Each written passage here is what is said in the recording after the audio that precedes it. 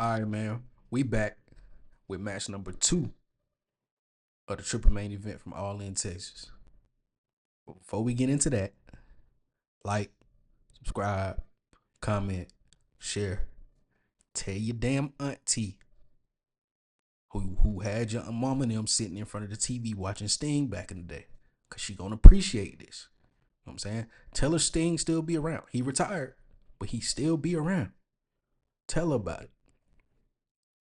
But anyway, match number 2 of the AEW All In triple main event. Kazuchika Okada versus Kenny Omega, AEW Unified Championship. We unifying the AEW International Championship held by Kenny Omega and the AEW Continental Championship held by Kazuchika Okada. Now, these two are career rivals going back to their days in New Japan Pro Wrestling. We didn't even think we was gonna see this match happen in the AEW ring.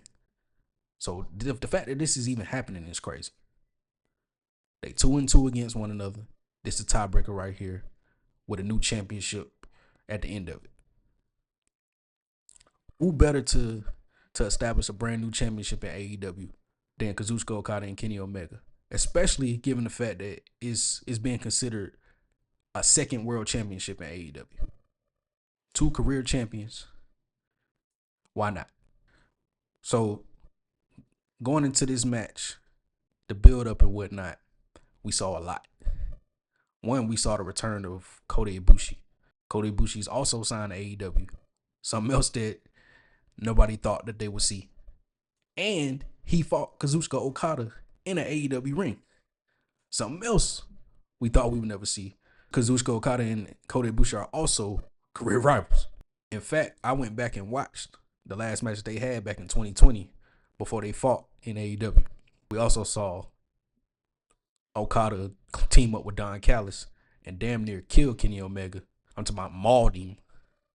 Because, Kenny got the recovering back from the dermaticulitis in his stomach. So his stomach all messed up. Had that man on the stretcher. Okada goddamn came down with the elbow. Blow! While he was on the stretcher. Blood everywhere. Just spitting up blood. Looking crazy. We thought, oh my God, you killed Kenny. Glad. I was excited for the match. I had Okada winning off of that alone. And because he just been on a tear since he came to AEW. You know what I'm saying? Came through, took the Continental Championship from Eddie Kingston just like it wasn't nothing. Defended it a couple times. You know what I'm saying? Now he feeling like the man. AEW, he turned into the character that I could tell he always kind of wanted to be. But he was just too over in New Japan that they wasn't going to boo him. But he did show little glimpses here and there of what he is right now in AEW. But it ain't no thing to get them boos in the American crowd. Because it ain't the same as being loved in Japan. Just because you loved in Japan don't necessarily mean you're going to be loved in America. Granted, this Kazuchika Okada, but they wasn't going to boo him for the little heel tactics he was pulling in Japan.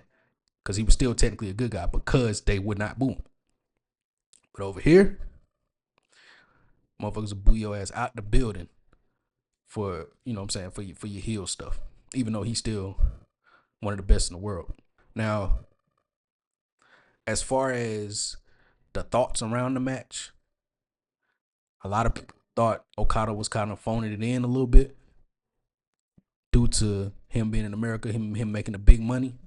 So they thought he was just kind of chilling.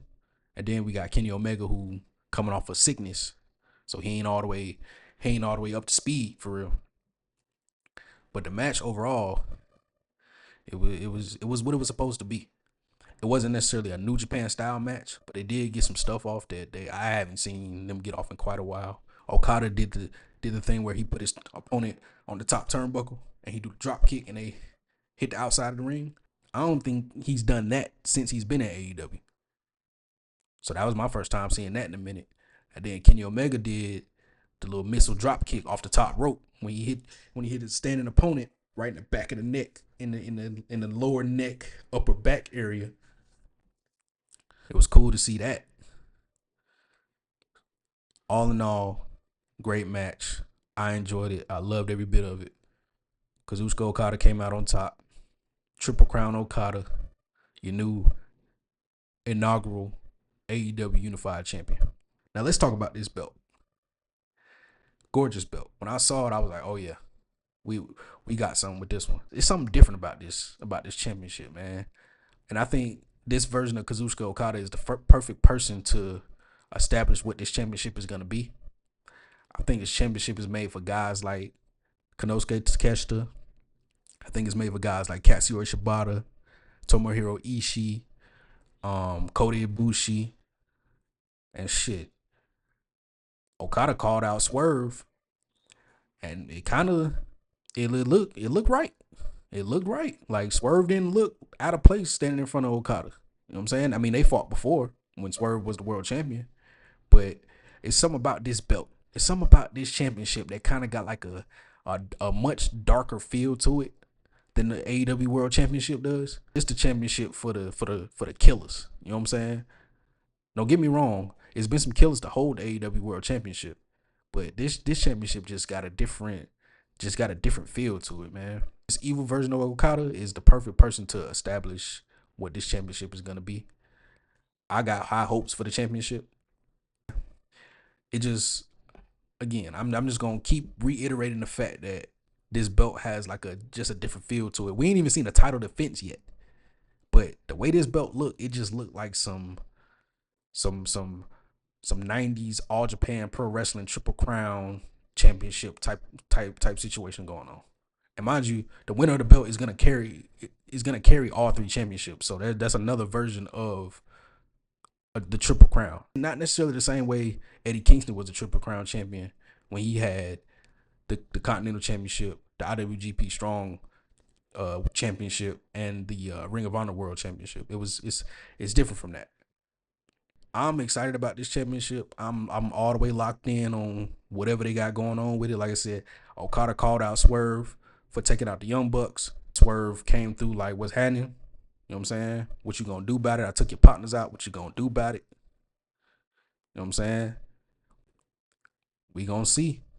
I'm coming back with the coverage on that championship, man, because it's a gorgeous belt. It got a dark aura around it. Like I said, I don't know how to describe it. That matter of fact, dark is the only way I can describe it. Of course, it shines. It's a brand new belt. It's nice and pretty, nice and gold, but it's some around it that look like it's like a power hungry belt. Like, you know what I'm saying? It's like that belt look like it's calling people. Like once you get that belt, you just got like a dark aura around you. Like it seemed like this one of them belts where it looked like it's gonna turn everybody into this is like it's like a heel championship.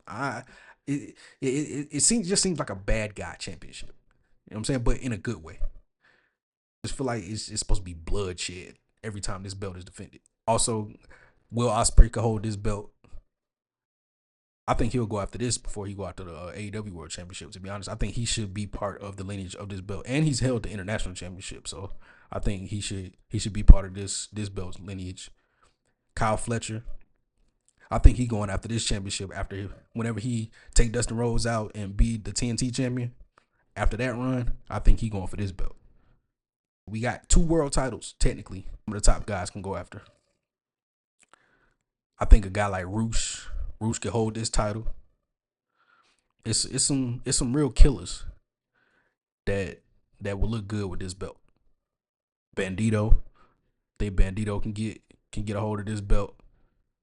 You know what I'm saying? I think it's just something different. It's a different approach to this title than the AEW World Championship, I believe. I think it's gonna be a different approach. So we'll see, man. We'll see. Again, Kazuchika Okada's this evil version of Kazuchika Okada with Don Callis next to him is the perfect person to establish the lineage and and what this belt is all about. That was match number 2 of the AEW All In main event, triple main event series.